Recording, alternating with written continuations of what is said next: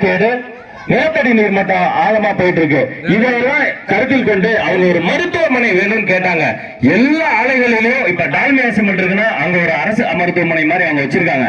அதே மாதிரி இந்த ஆலை நிர்வாகம் எந்த ஒரு மருத்துவமனையும் கொடுக்க மாட்டேன், என்னுடைய அடக்குமுறையாலையும் ஆணவ போராயாலையும் பொதுமக்களை நசுக்கி ஒடுக்குவேன் அப்படின்னு செஞ்சிட்டு இருக்காங்க. இதை எடுத்து நம்ம போராடணும். எனக்கு தெரிஞ்சு நான் 8th ஸ்டாண்டர்ட் படிக்கும் போது ஒரு போராட்டம் நடந்தது. அதை சில்லையா பிரிச்சுட்டாங்க.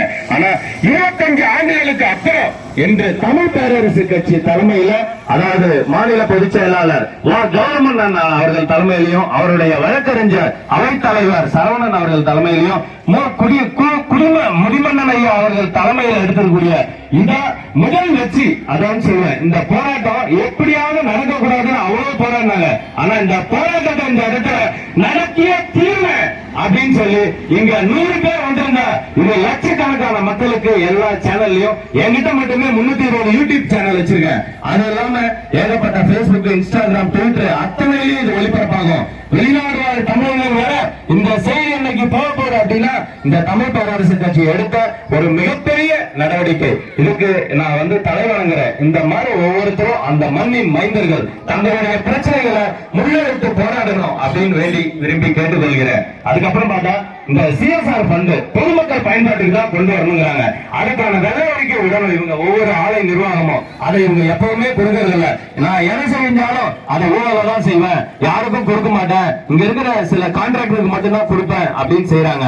இதெல்லாம் நடவடிக்கை கொடுக்க சொல்லி, அதாவது அரசு அதிகாரிகளும் இந்த அரசாங்கமும் பொதுமக்கள் நலனை கருத்தில் கொண்டு பொதுமக்கள் பயன்பாட்டிற்கு பயன்படுத்த வலியுறுத்தணும் அப்படின்னு இந்த போராட்ட காலத்துல இருந்து வேண்டி விரும்பி கேட்டுக்கொள்கிறேன்.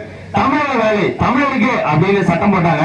அதே மாதிரி ஒவ்வொரு தமிழகத்தில் இருக்கிற தொழிற்சாலைகளிலும் இருக்கக்கூடிய வேலை வாய்ப்பு அந்தந்த மண்ணின் மைந்தர்களுக்கு கொடுக்க வேண்டும். 60% வேலை வாய்ப்பு மண்ணின் மைந்தர்களுக்கு முன்னுரிமை கொடுக்க வேண்டும் சொல்லி ஒரு சட்டம் கொண்டு வரணும் அப்படின்னு சொல்லி இந்த போராட்ட காலத்துல கௌதமன் அண்ணன் தலைமையில இதை எடுக்கணும். முன்னெடுத்து இந்த போராட்டத்தை இது ஒரு சட்டமா உருவாக்க, இதனால ஒரு சட்டம் உருவாகுதுன்னா இந்த சட்டத்துக்கு பின்னாடி யார் இருக்கிறா அப்படின்னா தமிழ் பேரரசு கட்சியின் மாநில பொதுச் செயலாளர் கௌதமன் அவர்களும் முடிமன்னன் ஐயா அவர்களும் அவர்களுடைய வழக்கறிஞர் பிரிவும் ஒட்டுமொத்த சமுதாயத்துக்காக ஒரு சட்டத்தை உருவாக்க இதை மேல் நோக்கி கொண்டு போவாங்க அப்படிங்கிற நம்புறேன். இந்த நடவடிக்கை மேற்கொண்டு சட்டமன்ற வரைக்கும் எதிரொலிக்க ஒரு வாய்ப்பு உருவாகணும் அப்படின்னு வேண்டி விரும்பி கேட்டுக்கொள்கிறேன்.